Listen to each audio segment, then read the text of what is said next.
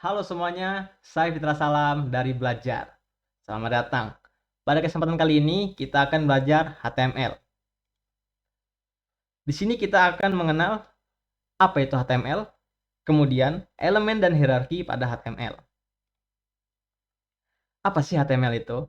Jadi, HTML adalah singkatan dari Hypertext Markup Language, di mana HTML adalah bahasa atau markup, markup penanda yang digunakan untuk membuat dan menyusun halaman web di internet. Jadi, bisa dibilang gini, ketika Anda mengunjungi sebuah situs website, semua teks, gambar, video, dan tampilan yang Anda lihat di layar itu dibuat dengan bantuan HTML itu sendiri. Jadi tahapan pertama dalam membuat website adalah dengan belajar HTML. Karena HTML ini bisa dibilang suatu pondasi untuk membangun struktur halaman website itu sendiri. Bisa dibilang seperti itu. Nah, dalam membuat halaman website yang menarik, yang kita butuhkan tidak cuma HTML saja, melainkan ada CSS, kemudian JavaScript gitu. Tapi untuk kesempatan kali ini kita fokus dulu untuk belajar HTML. Nah, mungkin ini analogi sederhananya. Apa sih HTML itu, kemudian CSS itu, dan JavaScript gitu ya. Jadi HTML itu adalah kerangkanya, bisa dibilang kerangka. Kemudian JavaScript ini adalah otaknya. Otak. Jadi bisa dibilang untuk menggerakkan lah gitu. Menggerakkan, kita bisa berjalan, melompat gitu kan. Jadi bisa dibilang JavaScript adalah otaknya. Kemudian CSS ini untuk tampilannya, untuk memperindah, mempercantik, memperbagus lah, bisa dibilang gitu. Jadi HTML ini merupakan kerangkanya, CSS ini untuk memperindahnya, kemudian JavaScript ini untuk interaksinya gitu, agar kita tuh bisa berinteraksi lah gitu, bisa dibilang bergerak, berjalan, bisa dibilang seperti itu.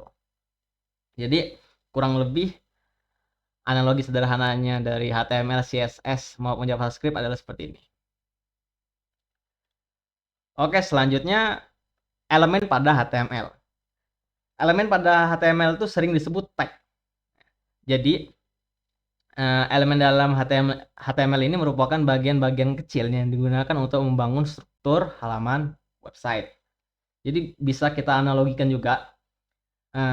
Bayangkan Anda ingin membuat surat izin sakit misalnya.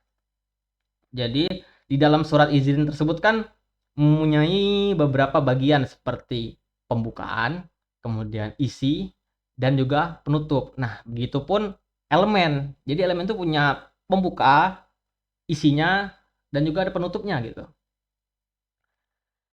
Nah, ini ilustrasinya bisa dibilang elemen dari heading gitu contohnya. Nah, di sini kita ada heading H1 ya. Nah, di mana H1 ini merupakan tag pembuka. Tag pembukanya. Ingat, pembuka di sini. Kemudian ada kontennya atau isi. Nah, isinya apa? Hello World belajar gitu kan. Jadi, kemudian selanjutnya ada penutupnya. Tag penutup di mana tag penutup ini ditandai dengan slash di akhir atau bisa dibilang garis miring lah. Jadi H1 pembuka, kemudian diakhiri dengan penutup. Nah, ini semua ini disebut dengan elemen ya. Nah, ini disebut elemen heading 1 ya. Nah, ada catatan tersendiri nih. Tidak semua elemen HTML memiliki tag penutup seperti input, img maupun meta. Jadi kan kalau H1 ini ada tag penutupnya ya, yaitu ada garis miring di sebelum H1, ini tag penutup. Nah, kalau input sendiri, ini tag penutupnya itu bukan di sini ada garis miringnya bukan, tapi kalau misalnya input img itu meta, ini biasanya untuk menutupnya itu di ujung sini. Jadi ada kan input di T, setelah T ini ada garis miring, baru lebih dari. Nah, di situ tag penutupnya untuk input, img maupun meta. Jadi nggak semua elemen HTML itu memiliki tag penutup gitu. Nah, Ini merupakan struktur dasar dari HTML sendiri. Nah, bisa kita lihat strukturnya seperti head. Ini adalah elemen head, di mana ada tag pembukanya seperti ini dan tag penutupnya head. Ya, ada garis miring. Kemudian body juga, ini adalah elemen body, di mana di elemen body ini ada tag pembukanya dan tag penutupnya. Seperti itu. Jadi ada struktur dasar HTML ini seperti ini, ada head, di dalam head ada elemen title, kemudian ada elemen body, dan juga di sini ada tag penutup dari HTML itu sendiri.